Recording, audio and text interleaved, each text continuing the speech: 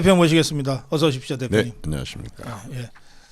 제가 어제 탄핵 심판에서 윤석열 대통령의 최후 변론을 거의 전문 그대로 읽어드렸어요. 눈물 난다는 분들이 참 많으시네요.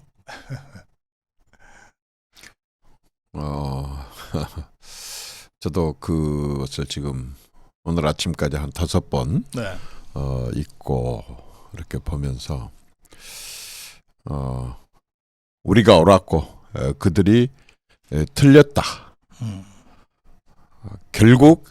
결과적으로 우리가 이기고 그들이 질 것이다. 네. 라고 하는 확신을 갖게 되었고, 그러면서도 한편으로는 너무 아슬아슬하고 조마조마하고 네. 초조한 것이 마치 그냥 건강한 줄 알고 그대로 지내다가 네. 정말 아주 너무너무 충격적인 건강진단서를 받은 그런 기분이었었습니다. 예. 우리나라 구석구석이 문제는 있어 보이기도 했었지만은 이렇게 대한민국의 누구보다도 많은 정보와 누구보다도 많은 기관과 인원으로부터 보고를 받은 대통령이 저렇게 피를 토하는 심정으로 대한민국의 구석구석에 이렇게 암적 존재들이 가득 차 있다고 하는 것을 대통령의 입으로 구체적인 사례를 들어가면서 듣다 보니까 네. 정말 머리끝이 씁니다. 정말 이런 식으로 갔더라면 그 벼랑 끝에서 떨어지고 말았을 그런 나라의 상황을 또 실제를 이렇게 직접 대통령의 입으로 아주 유능한 의사의 진단으로 암적인 그러한 요소들을 제대로 이렇게 진단받았기 때문에 지금부터 우리가 해야 될 일은 이대로 죽을 것인가, 이대로 망할 것인가, 이대로 낭떠러리로 떨어질 것인가, 그 많은 중남미 국가들이 잘 나가던 국가들이 중진국 함정에 빠져가지고 지금 저렇게 형편없는 나라로 무너지듯이 우리도 순식간에 그렇게 무너질 것인가 라고 하는 것에 대해서 이제 대통령의 어제 대국민 호소는 네. 이제 국민들에게 새로운 선택의 그러한 뭔가의 숙제를 준 것 같은 그런 느낌을 받았습니다. 네.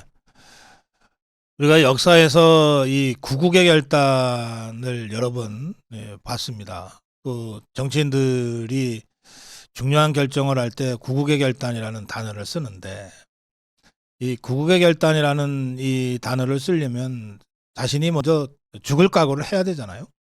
그리고 정말 몸을 던져야 되잖아요. 댓글창에 대통령의 최후 진술을 보면서 정말 윤석열 대통령이야말로 자신의 몸을 던져서 구국의 결단을 한 지도자다. 이런 그 댓글들을 지금 많이 올리고 계십니다. 그런데 이걸 사전에 쭉 설명을 하고 그래서 나 이렇게 합니다라고 했으면은 이런 충격이 안 왔을 거고요. 또 그만큼 이른바 계몽의 효과도 크지 않았을 것 같아요. 또 따지고 보면 대통령이 최후 진술에서도 얘기했고 지난 12월 12일 대국민 담화에서도 얘기했던 국가적 위기 상황을 그 전에 얘기를 안 했냐면 그것도 아니에요. 그 전에 계속 했던 얘기들인데 역시 대통령이 몸을 던지면서 했기 때문에 그 충격이 계몽으로 연결됐다고 생각이 들더라고요. 어제 변호인단의 그 김계리 변호사부터 저도 계몽된 사람입니다. 이러면서 변론을 하더라고요.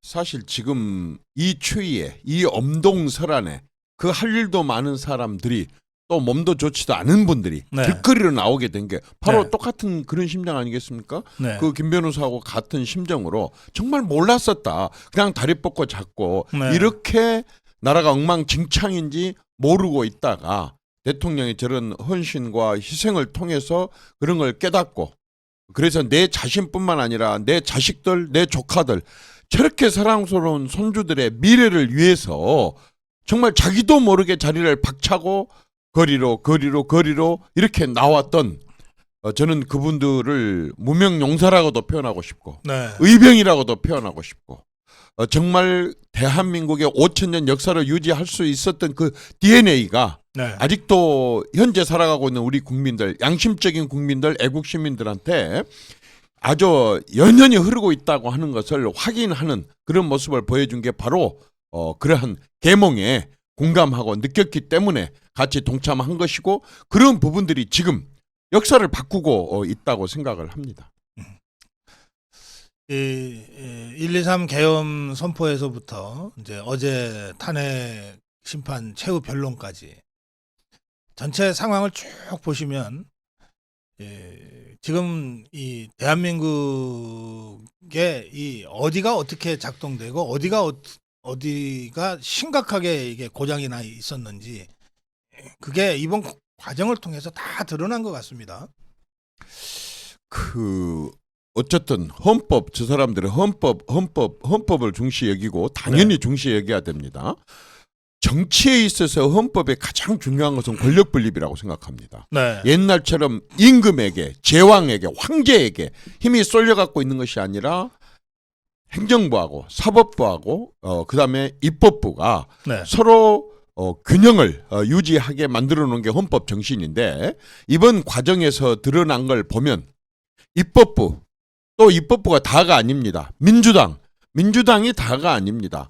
다수 의석을 차지했다고 하는 그거 하나를 가지고 대통령과 국무총리를 탄핵을 시키고 장관들을 끊임없이 탄핵을 시키겠다고 협박 공갈을 하고 국무회의 자체를 무산시킬 수 있을 정도로, 무력화시키는 정도로 탄핵을 하겠다고 협박을 해서 국회가 같이 동등한 위치에서 견제와 균형을 해야 될 국회가 행정부를 완전히 주먹 안에 쥐고 다루는, 부하직원 다루듯이 그런 식으로, 조폭이 부하들 다루듯이 그런 식으로 행정부를 공갈하고 협박하고 유업하고, 그래서 실질적으로 말하자면 후려치듯이 조폭들이 후려치듯이 말하자면 예산도 폭거를 하고 그다음에 법도 자기들 뜻대로 폭주를 하고 그런 식으로 해서 사실 행정부를 마비를 시킨 것은 국정을 마비시킨 것이고, 국정이 마비가 된다는 국가를 마비시킨다고 하는 건데,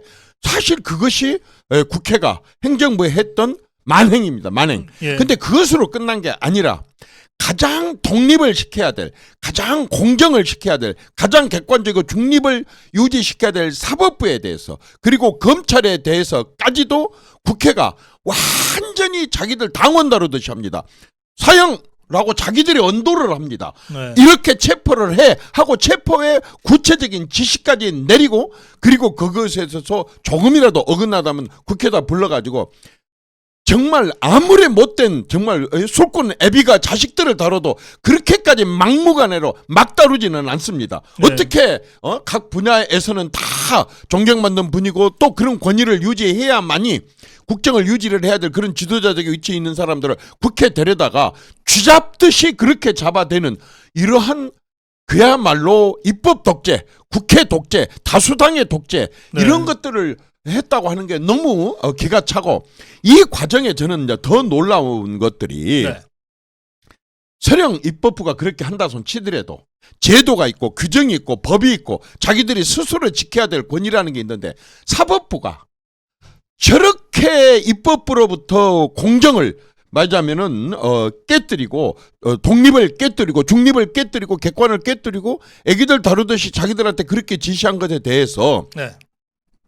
그 많은 사법부 사람들이 이것에 대해서 그렇게 한가 한마디도 못합니까? 말 한마디도 못합니까? 그게 지식이고 그게 전문가입니까? 법 갖고 돈 벌어먹고 살고 있는 사람들이 변호사들도 마찬가지들이고 저 판사들도 마찬가지들이고 그 똑똑하다는 검사들도 마찬가지들이고, 그리고 대학교 법을 전공하는 교수들, 법 갖고 먹고 사는 사람들이 이렇게 정말 비양심적이고 법의 기술자고 정말 이런 식으로 자기들의 지식을 활용하고 이용하고 그리고 이렇게 침묵하고 이렇게 비겁하게 엎드려 있다고 하는 것에 대해서 놀랐습니다. 자기들 스스로 지켜야 될 거 아닙니까? 예. 그 사람들이 무슨 국민의 인권을 지키고 국민의 질서를 지키고 헌법을 지킨다 그 말입니까? 저희들 스스로 이렇게 침례당하고 있어도 그거 한마디도 해명도 그것에 대해서 항의도 못하고 앉아있고 찍소리 한마디도 못하고 있는 저런 사람들, 저렇게 정말 춘천지검장 여성분인데도 불구하고 저렇게 당당하게 이건 아니다라고 얘기를 할 수 있는 그런 용기를 가진 사람들이 그 많은 법 갖고 먹고 사는 사람들 법조인들 중에 그렇게도 없단 말입니까? 그 사람들이 몇 사람은 들고 일어나서 이건 아니다. 우리가 계엄에 대해서 내란에 대해서 심판을 하고 재판을 하고 수사를 할 때 하더라도 당신들이 우리한테 이렇게 지시하면 안 되잖아. 당신들이 이렇게 간섭하고 개입하면 안 되잖아. 이것은 완전히 진짜 헌정 질서를 무너뜨리는 거야. 이것이야말로 당신들한테 헌법에 그런 규정이 있다고 하면 당신들이야말로 탄핵감들이야 라고 왜 말을 못합니까?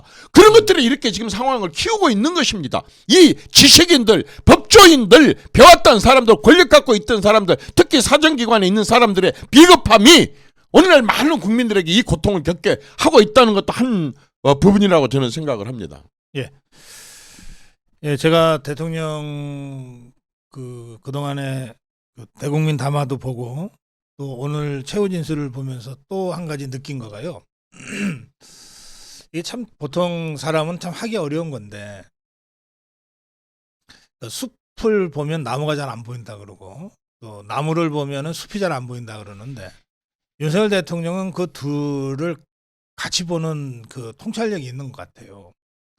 아까 이제 그 고위공직자들의 줄탄핵으로 국가가 마비된다는 얘기는 이제 대부분의 우리 자유파 지도자들이나 패널들이 하는데 그 최후 진술에 보면 국회는 탄핵을 시켜놓으면은 변호인단을 구성하면은 국회 예산으로 변호인 수임료 다 주고 하는데 막상 탄핵 당한 당사자들은 직무정지된 상태에서 변호사를 다 개인 사비로 써야 되고 그럼 이게 그 개인에게 엄청난 부담으로 오게 되고 이걸 보면서 검사가 탄핵당하면 판사부터 쫄게 된다 이런 대목이 나오거든요. 그러니까 이거는 사실 그 아주 디테일한 대목까지 제대로 알지 못하면은 사실 얘기하기 어려운 대목이란 말이에요.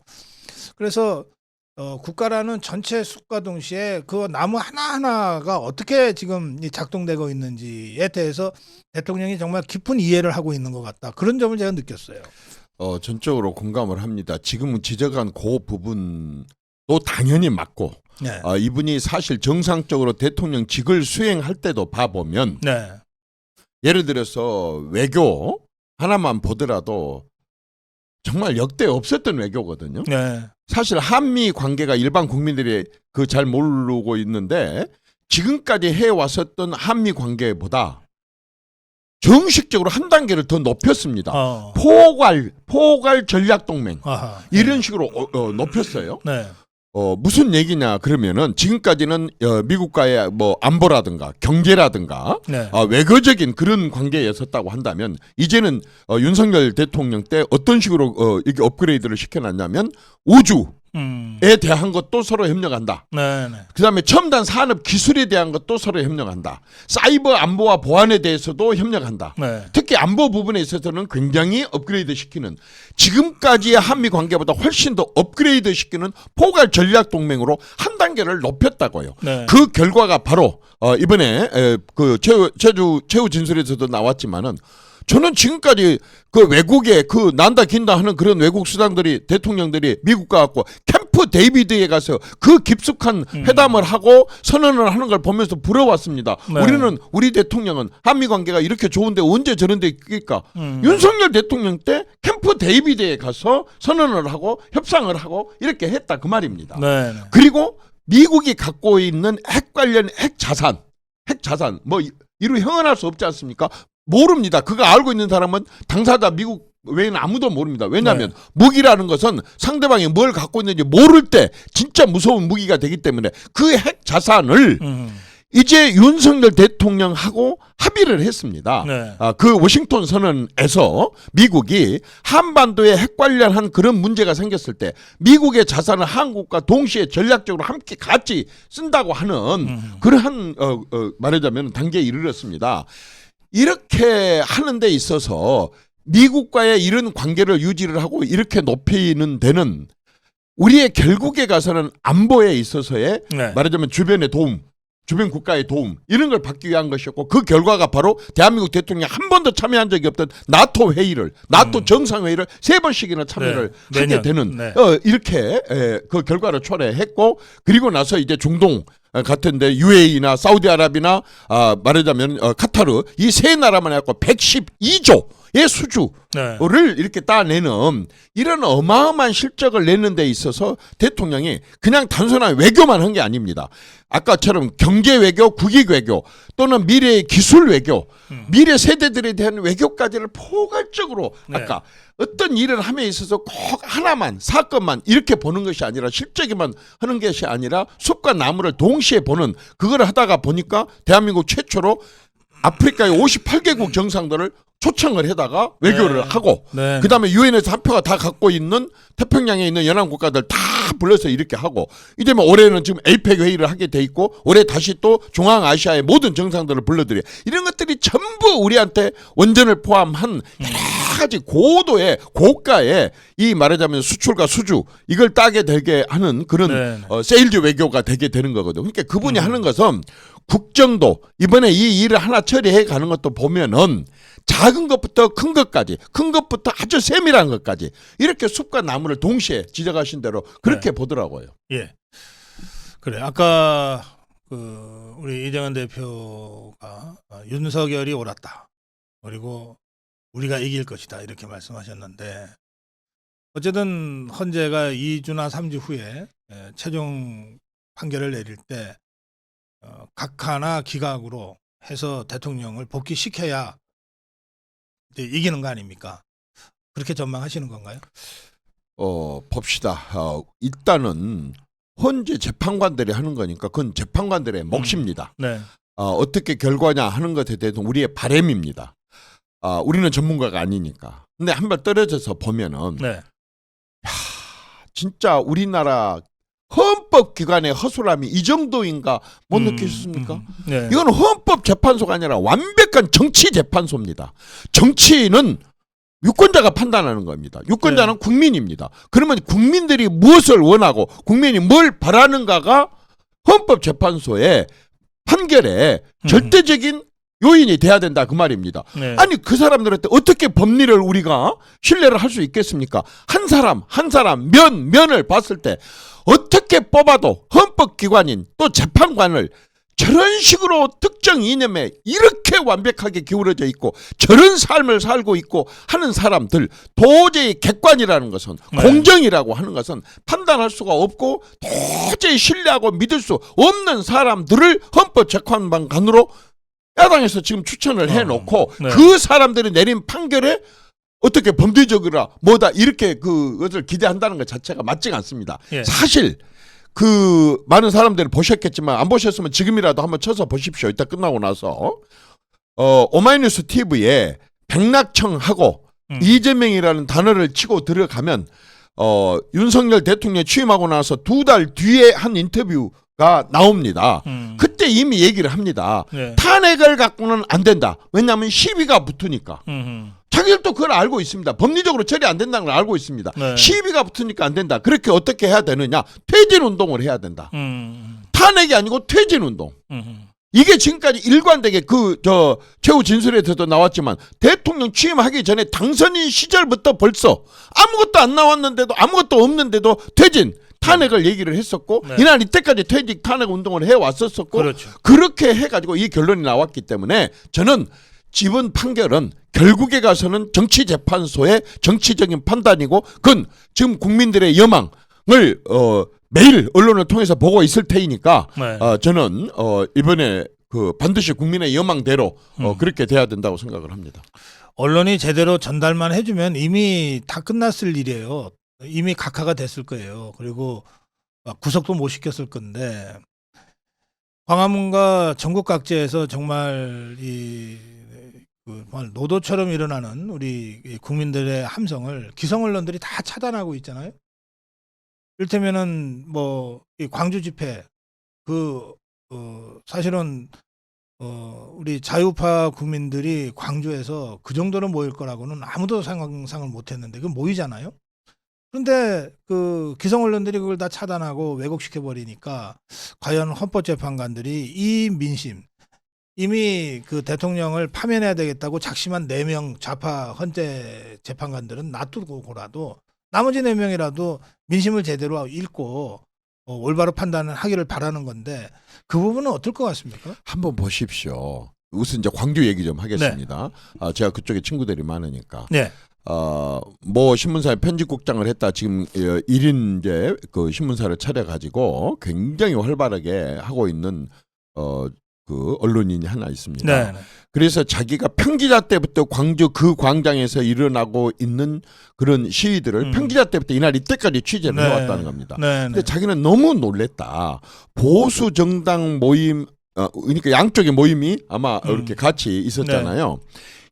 보수 쪽에서 저쪽으로 가서 취재를 하려고 건너가려고 한다면 도저히 길이 막혀가지고 길이 막혀서 갈 길이 없어서 팡 돌았다가 그다음에 지하도로 해갖고 또 다시 골목으로 돌았다 이렇게 접근을 하고 저쪽에 가서 보면 헐렁헐렁하게 앉아 있어서 너무 그 하기가 쉬웠었다. 자기는 정말 놀랬다. 네. 어떻게 이게 1대1이냐. 자기가 봤을 때는 3대1이라고 얘기를 해도 사실은 자기가 양심에 찔린다. 이런 얘기를 아주 중진 언론인이 그런 식으로 얘기를 하더라고요. 네. 그리고 또 하나는 한번 보십시다. 박근혜 대통령 때는 지지율이 4%였습니다. 정당 지지율이 11%였습니다. 이것은 다 언론에 보도돼서 다 지금 헌법재판관들도 알고 있을 거 아닙니까? 네. 그런데 지금 한번 보십시오. 탄핵을 감행을 했던 당보다도 훨씬 지지율이 다소 높게 나오고 그렇습니다. 그다음에 이렇게 탄핵을 시켜가지고 자기들이 갖다 감옥에다 가둬놨었던 이 대통령의 지지율이 사실 본인이 집권을 해갖고 그 많은 일을 하고 있을 때보다도 더 높게 나온다고 하는 것은 네. 이게 민심이거든요. 이게 아까 정치거든요. 네. 이게 지금 국민이 판단하고 있다는 거거든요. 그렇습니다. 이건 반드시 봐야 됩니다. 저는 아까 좀 언론 얘기를 해서 한 가지만 좀 얘기를 하고 싶습니다.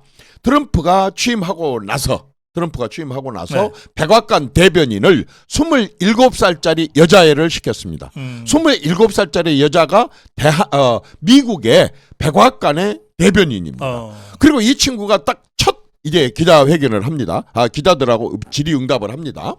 미국의 관행은 100몇 년 동안 항상 제일 먼저 AP통신 가장 큰 언론사고 전통 있는 AP통신한테 질문 그 순서를 주는 게 이날 이때까지 관행이었다고 합니다. 그리고 그때 이의제기한 다른 언론사도 하나도 없었었고. 네. 그런데 이 친구는 딱 거기 서자마자 딱 그럽니다. 질문 받겠습니다. 유튜브에서 오신 분들 안 계세요? 유튜브에다 제일 먼저 줬습니다. 그 100년이 넘는 그 전통을 깨고 그 어마어마한 그 AP통신을 제껴버리고 유튜브에다 줬습니다. 이게 지금 언론의 현실입니다. 우리나라에서 이거 벌어지지 말라는 법 있습니까? 네. 지금 이런 식으로 가게 되면 국민들이 기존 언론들을 믿지 않으니까 지금 기존 언론들이 굉장하게 언론으로서 지켜야 될 독립과 중립과 객관과 이런 부분들에서 국민들의 신뢰를 잃어가고 있습니다. 네. 절독운동? 저는 절독운동 갖고 여러분들 겁먹어서는 안 된다고 생각합니다. 이제는요. 틀림없이 제가 봤을 때는 광고 불매운동 그 언론사에 광고하는 그 회사 제품들을 사지 말자라고 하는 일들이 들불처럼 국민들 사이에 일어날 수도 있다는 걸 알아야 됩니다. 그렇게 언론이 과거에 그 선배들이 쌓아왔었던 그 멋지고 멋진 그런 언론의 중립성과 독립성을 다 망각하고 이런 식으로 시류에 편승해가지고 이런 식으로 할 수가 있습니까? 제가 봤을 때는 절독이 아니라 앞으로 불매운동도 당할 수 있다고 생각을 하고 이제는 어디 가서 기존 언론보다도 유튜브를 더 챙기는 그러한 시대가 한국도 바로 지금은 곧 닥쳤다고 저는 생각을 합니다. 다 각성해야 됩니다. 예. 그동안 이제 탄핵 국면에서 특히 이제 국민의힘 쪽에 뭐 국회의원 정치한다는 사람들이 마치 대통령을 위하는 듯이 이런 말들을 했어요. 그냥 임기 단축 개헌을 해서 저쪽 야당하고 타협해서 탄핵까지 가지 말고 어떻게 좀 수습할 수 없겠냐 이런 얘기들을 쭉 해왔는데 지금까지 그런 얘기들을 국민의힘 당 안에서는 개헌 얘기를 지금 하고 있으니까. 근데 이제 이 정치권의 이 논의는 방점이 아까도 제가 정리해 드렸습니다만 임기 단축에 있어요. 일단 어떤 형태로든 좋으니까 윤석열 끌어내리고 그리고 난 다음에 지그들끼리 판 다시 짜자는 얘기예요. 그런데 어제 최우진 인수에서 윤석열 대통령이 개헌 얘기를 했거든요. 개헌 얘기를 87년 체제의 문제점부터 해서 대통령에 취임하기 전부터 했던 고민들을 쭉 정리를 해서 얘기를 하면서 결과적으로 대통령이 자신의 권한, 이른바 기득권을 던지지 않으면은 불가능한 게 개헌인데 그거 내가 복귀하면은 그거 할 거다. 하겠다. 이렇게 얘기를 풀어갔거든요. 그 대목을 어떻게 보셨습니까? 우선은 국민의 힘은 정말 안타깝습니다. 저도 그 당의 당대표를 했지만은 거의 8년이 다 되고 당대표가 7번이 바뀌고 당의 대표 권한대행이 7번이 바뀌고 비상대책위원장이 7번이 바뀌고, 물론 거기는 서로 겹친 사람도 있습니다만은 한 7, 8년 사이에 이런 당이, 이런 조직이 이 지구상에 있습니까? 그러면 한 번 정도는 좀 대각성 운동도 좀 하고, 자기들 스스로가 안 된다면은 일반 기업도 어려워지면 외부에다가 기업 진단을 맡기듯이 좀 맡겨가지고 제대로 된 좀 당이 되도록 한 번이라도 좀 정신을 차려야 되는 거 아니겠습니까?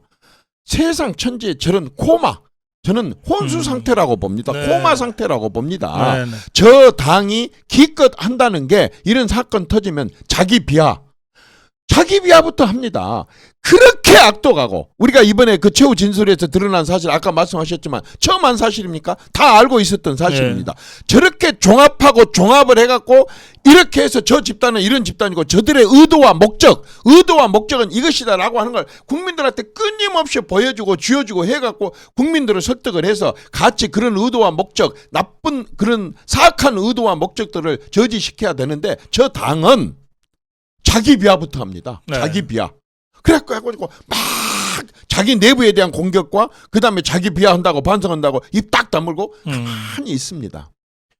이런 식으로 해갖고 하는 저 당이 정말 앞으로 어떤 상황이 나온다 손치더라도, 개헌이 아니라 그 어떤 것을 하고 또 대통령께서 어떤 희생을 한다 손치더라도 저 당이 그걸 받아가지고 정말 새로운 재도약을 위한 그런 것을 꾸려갈 수 있는 저는 집단으로 보지 않습니다. 이미 그냥 네. 손발이 다 마비가 된 고마 상태라고 하기 때문에 네. 뭔가 아주 파격적으로 일어나지 않으면, 파격적으로 변하고 달라지지 않으면 저 당에 대한 기대는 그 어떤 조치를 취한다 하더라도 저는 할 수 없다고 생각합니다.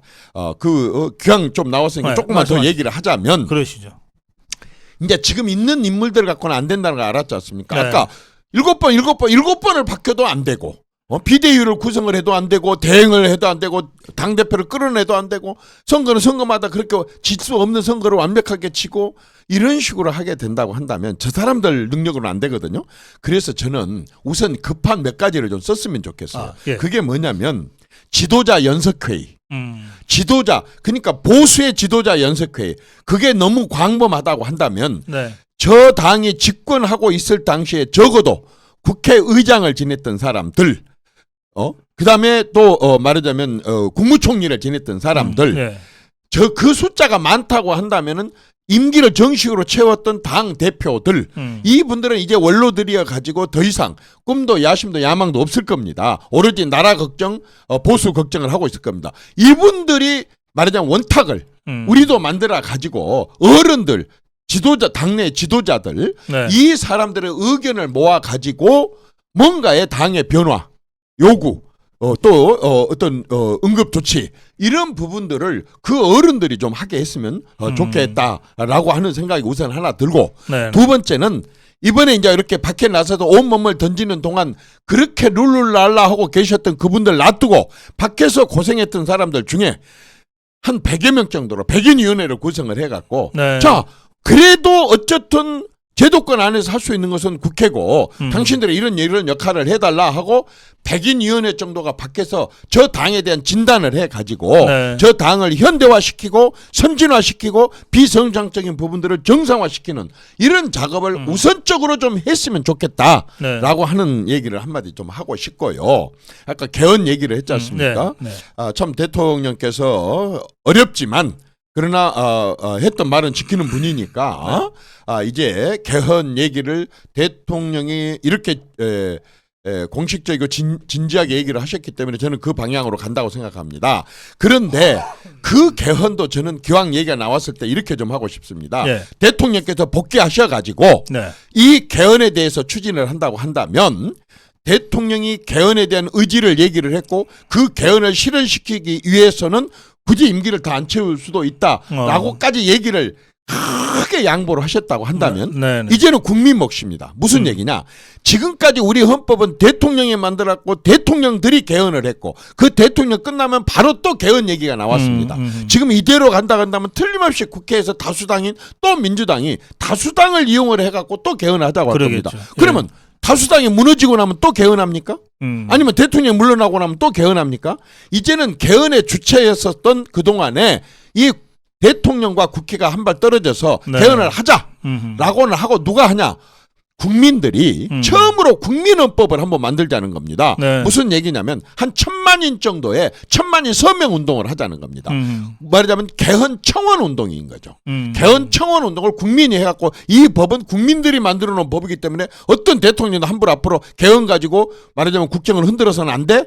라고 하는 식으로 하고 국민들의 의견이 반영되는 그런 말하자면 국민헌법 1천만민 서명운동 이 부분들을 우리 대통령께서 크게 이제 이렇게 구체적으로 던져주셨기 때문에 그 대통령이 복귀를 해갖고 한다 그런다면 이 부분을 해 나간다고 한다면 대한민국이 굉장히 또 한번 크게 도약할 수 있는 또 다른 어떤 그 반석 위에 나라를 세우는 계기가 되지 않을까 싶습니다.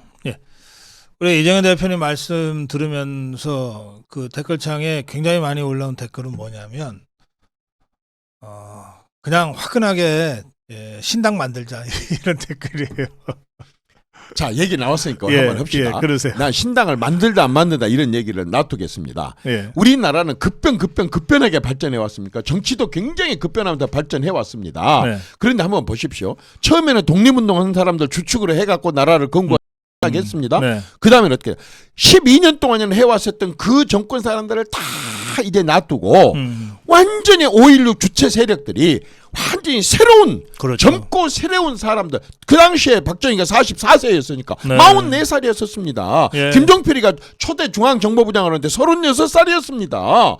완전히 새로운 세력들이 들어오면서 아까 이제 밖에 있었던 김정념이라든가 신현학이라든가 굉장히 유능한 관료와 굉장히 유능한 학자들을 있는 대로 끌어들여 가지고 완전히 새로운 주체 세력에서 18년 동안 세계가 깜짝 놀랄 근대화를 했습니다. 예. 그러나 이렇게 어마어마한 일을 했던 세력도 다 물러나고 또 전두환이 새로운 세력들로 형성을 해가지고 김재익이다 뭐다 해서 완전히 새로운 또 인재들을 끌어들여 가지고 또 이제 새로 말하자면은 주어진 시대 과제를 또 그 사람들이 추진했습니다. 그것이 또 어느 정도 딱 끝나고 나니까 노태우가 3당 합당을 해가지고 또 새로운 주체 세력을 만들고 또 그게 물러나니까 YS가 또 새로운 주체 세력을 만들고 김대중 역시 마찬가지였었습니다. 그러나 그 이후부터 노무현 이후부터 이날 이때까지 노무현 때는 조금 다릅니다. 노무현 때는 아까 김대중 때 참여했었던 주사파 세력들이 새롭게 들어오고 그 사람들 또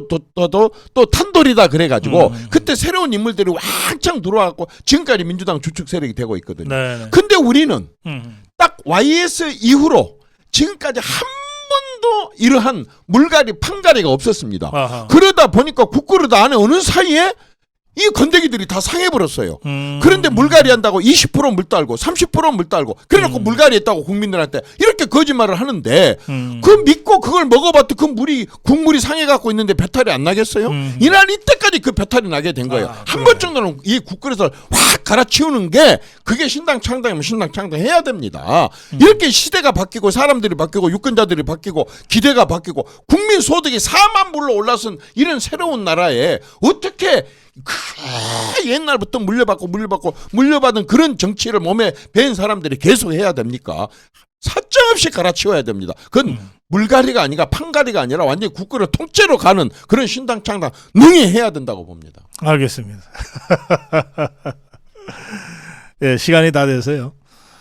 우리 이게 끝난 게 아니기 때문에 어떤 면에서는 이제 새로운 시작이고, 또 어쨌든 이 모든 일이 윤석열 대통령이 복귀한 이후에 뭐 신당 창당이든 뭐 또는 개헌이든 또는 새로운 정치 개혁이든 이런 것들을 좀 진행을 해 가야 되니까, 헌재 판결이 나오기 전까지는 어쨌든 긴장 놓치지 말고 최대한 정치 여론전 이거를 계속해 나가야 된다고 생각하는데요.